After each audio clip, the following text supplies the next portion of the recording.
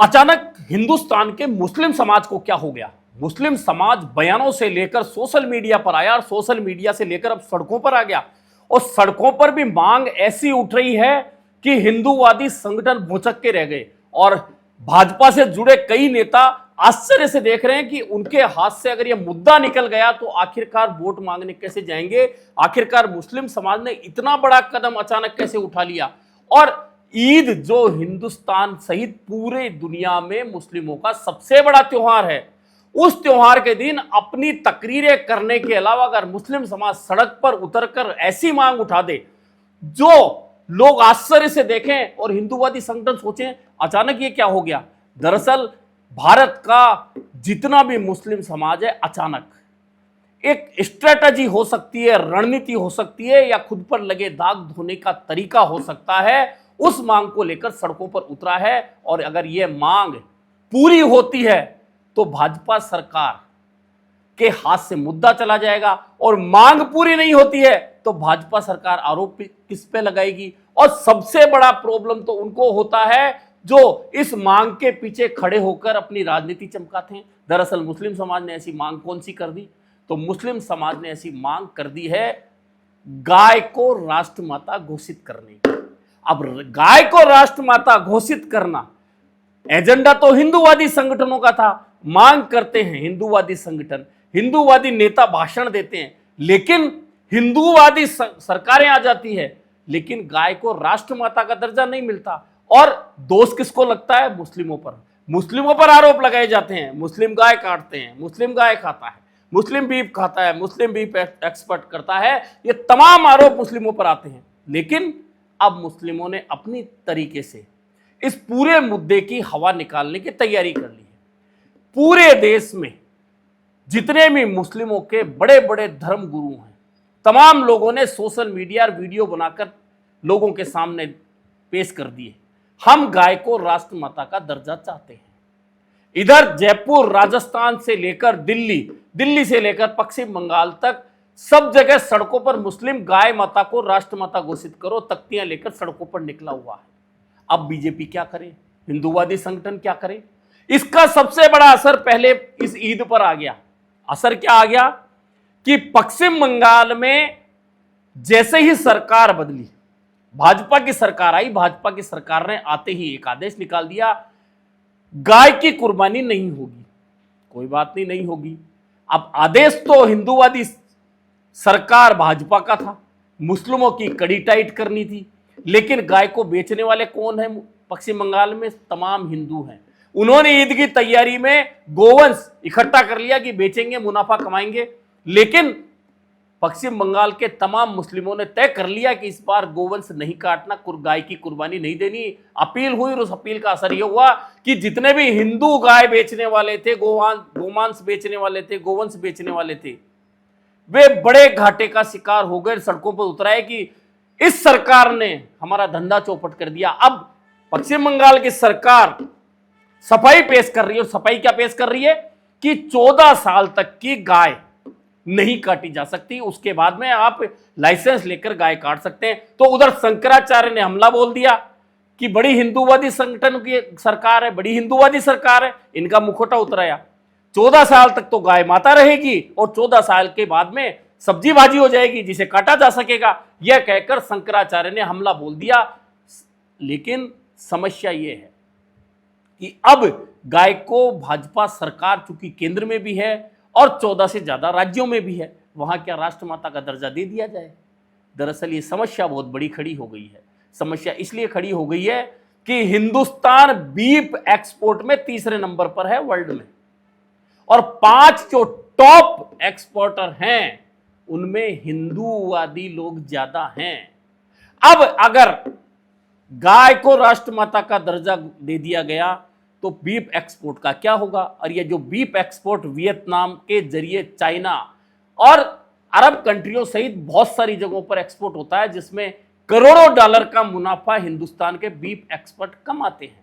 हालांकि बीफ वैसे तो भैंसे के मांस को बोला जाता है, लेकिन बीफ के अंदर बैल, बछड़े और गाय का मांस भी होता है। अब इतना बड़ा एक्सपोर्ट सरकार अगर गाय को राष्ट्रमाता घोषित कर देगी तो निश्चित है कि कानून लागू हो जाएगा। कानून लागू हो जाएगा तो उसे लाने ले जाने के लिए लाइसेंस की जरूरत होगी। अब गाय को पालता कौन है? हिंदू है। और जब एक गाय दुधारू नहीं रहती तो उसे बेचता कौन है? हिंदू। और उस बेचने और खरीदने की प्रक्रिया नहीं, असल में राजनीति का बहुत बड़ा मुद्दा है गाय। और आप देखते होंगे गाय के नाम पर किस तरह से उन्माद फैलाने का काम होता है, किस तरह से वोट मांगने का काम होता है। अब चूंकि 7 राज्यों में चुनाव होंगे अगले साल और भाजपा की नजर लगी है, और भाजपा की नजर सबसे ज्यादा उत्तर प्रदेश पर लगी है, और हिंदुस्तान में जो बीफ निर्यात है उसमें उत्तर प्रदेश का योगदान सर्वाधिक बताया जाता है। अब अगर राष्ट्रमाता गाय बन गई और मुस्लिमों की मांग पर बन गई तो मुस्लिमों पर उंगली कैसे उठाई जाएगी? गाय के नाम पर वोट कैसे मांगा जाएगा? ऐसे में अब समस्या बहुत बड़ी भाजपा सरकार और हिंदूवादी संगठनों के सामने हो गई, और उनके सामने हो गई जो फर्जी गोरक्षक बनकर आए दिन उत्पात मचाते थे, और उत्पात ही नहीं मचाते थे, उगाही करते थे। अब वे कैसे करेंगे? इन तमाम लोगों की रणनीति को मुस्लिम समाज ने फेल कर दिया। अब आप उठा के सोशल मीडिया देख लीजिए, तमाम मुस्लिम नेता, तमाम मुस्लिम धर्मगुरु बाकायदा सोशल मीडिया के जरिए पूरे देश में अपील कर रहे हैं कि कोई भी गाय की कुर्बानी नहीं करेगा, कोई भी बीफ नहीं खाएगा। और तो और जितने आरोप मुस्लिम समाज पर लगते हैं, हरियाणा और राजस्थान से लगता मेव प्रभावित क्षेत्र, वहां तो बहुत समय पहले ही गाय की कुर्बानी, गाय को काटने पर, बीफ खाने पर रोक लगाते हुए यह कह दिया गया था कि अगर इस तरह कोई पाया गया गोमांस को ले जाते हुए, गलत तरीके से काटते हुए, बीफ का निर्यात करते हुए, आयात करते हुए, तो परिवार पर 5,000 रुपए का जुर्माना लगाया जाएगा। ऐसे में मेव प्रभावित क्षेत्र जहां सबसे ज्यादा इस तरह की शिकायतें आती थी वह बंद हो गई। अब बाकी बचे जो रेस्ट ऑफ इंडिया में इस तरह की बातें थी, अब अगर मुस्लिम समाज सड़क पर उतरकर यह मांग करेगा, मुस्लिम समाज की मांग को नहीं मानेंगे तो मुस्लिम समाज कहेगा कि हम तो गाय को राष्ट्रमाता बनाना चाहते हैं, देश में हिंदूवादी संगठन है, हिंदूवादी सरकार है, गाय को राष्ट्रमाता क्यों नहीं घोषित करते। और मजेदार बात है कि ईद पर अगर तमाम मस्जिदों से, ईदगाहों से यह अपील हो कि गाय को राष्ट्रमाता का दर्जा घोषित करो, ईद की नमाज के तुरंत बाद हिंदूवादी संगठन पूरे देश में सड़कों पर आकर यह मांग करें कि गाय को राष्ट्रमाता का दर्जा घोषित करो, तो छद्म जो गोरक्षक हैं, जो गोरक्षा के नाम पर अपनी दुकानें चला रहे हैं, आपको याद होगा कि 6 महीने पहले से एक हस्ताक्षर अभियान चल रहा है जगह जगह, गाय को राष्ट्रमाता का दर्जा घोषित करें। और हस्ताक्षर कैसे हो रहे हैं? सड़क पर खड़े हर व्यक्ति से बिना कहे हस्ताक्षर, उसका नाम लिखा जा रहा है, करा जा रहा है। यह छद्म तरीका गाय को बचाने का। लेकिन मुस्लिमों ने तो सामने आकर मांग उठा दी। अब क्या होगा, क्या नहीं होगा। लेकिन चुनाव में जो मुद्दा बनता उत्तर प्रदेश जैसे बड़े राज्य में, अब वह मुद्दा नहीं बन पाएगा। अब मुद्दा नहीं बन पाएगा तो किस नाम पर वोट मांगेगी भाजपा, किस नाम पर हिंदूवादी संगठन वोट मांगने जाएंगे, कैसे मुस्लिमों को टारगेट करेंगे। दरअसल मुस्लिम समाज ने बहुत सोची समझी रणनीति के तहत अब गाय को राष्ट्रमाता का दर्जा दिए जाने की मांग उठाई है। और यह मांग उठाने के पीछे सीधा सीधा एक कारण तो यह है कि इससे जो व्यक्ति नहीं है इस काम में उसको भी टारगेट किया जाता है। और आप चौक चौराहे पर कहीं भी सुन लीजिए, खासतौर पर हिंदूवादी संगठन के लोग, नेता जहां बैठते हैं, वे सीधे मुस्लिमों को टारगेट करते हैं कि मुस्लिम गाय काटता है। हालांकि राजस्थान में इस तरह की गाय की कुर्बानी की परंपरा पहले भी कभी नहीं रही है। उत्तर प्रदेश में कुछ जगह हो सकता है, लेकिन नॉर्थ इंडिया में ऐसा होता है कि बीफ खाया जाता है। और केंद्र सरकार के जो मंत्री हैं किरण रिजिजू, उन्होंने तो स्वीकार किया था कि हां मैं बीफ खाता हूं। पूर्वोत्तर के भाजपा के ही एक मुख्यमंत्री ने कहा था कि हां मैं बीफ खाता हूं। अब भाजपा उससे पीछे कैसे हट जाए? यानी कि अगर गाय को राष्ट्रमाता का दर्जा भाजपा की सरकार देने के लिए आगे बढ़ जाती है, अब कांग्रेस टारगेट कर रही है, क्यों नहीं करे? गाय को राष्ट्रमाता का दर्जा भाजपा का मुद्दा है। अब कांग्रेस कह रही है जब मुस्लिम ही ये मांग कर रहे हैं तो भाजपा सरकार इस मांग को पूरी क्यों नहीं कर रही है? आखिरकार क्या कारण है?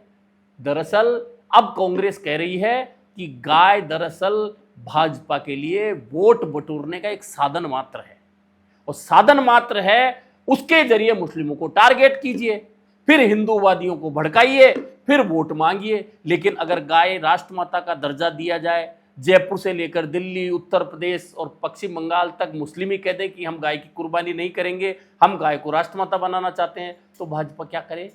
दरअसल यह मुद्दा अब तक हिंदू और बीजेपी के हाथ में था, लेकिन अब इस मुद्दे को पूरी तरह से मुस्लिम समाज ने अपने हाथ में ले लिया है, और मुस्लिम समाज इस मुद्दे को जितना आगे लेकर जाएगा, निश्चित मानिए भाजपा और हिंदूवादी संगठनों को परेशानी होना लाजमी है।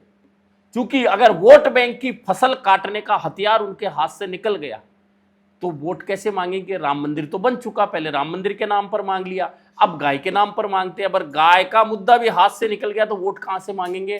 दरअसल इसके पीछे बहुत बड़ा कारण यह बनेगा कि हिंदू मुस्लिम को लेकर जो सामंजस्य बिगाड़ने का काम कुछ लोग राजनीतिक रोटियां सेकने के लिए करते हैं, इस मुद्दे को मुस्लिमों ने उठाकर उस सामंजस्य बिगाड़ने वाले लोगों के मुंह से वह शब्द छीन लिए हैं जिनके जरिए वे अपनी राजनीति चमकाकर उगाही करते थे गाय के नाम पर।